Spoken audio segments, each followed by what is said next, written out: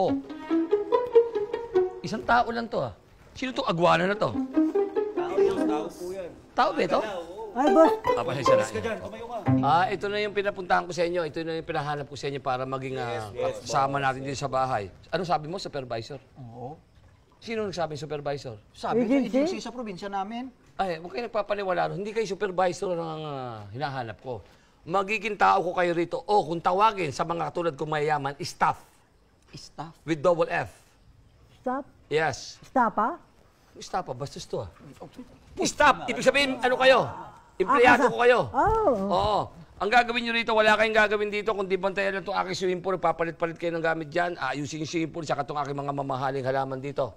Huwag masyadong malikot. Tandaan nyo, hindi basta halaman yung mga yan. Ha? Ubod ng mamahal yung mga halaman na yan. At ang sweldo nyo rito, bibigyan ko na kayo para matupad naman sa batas. Bibigyan ko kayo ng minimum wage. Magkano? 55,000 a month. Kadako-dako. To! Nalilitan kayo? O, sarado 60,000. Sige na. Ando na yung pang merienda nyo. Ha? Ganito gawin natin. Basta maganda ang pagkatrabaho, hindi tayo magagalit. Meron kayo 60,000 na sweldo kada buwan. At tuwing matutuwa naman ako, abutan ko kayo ng tigpa 5,000. Tuwing iinit ang ulo ko, sasampalin ko to.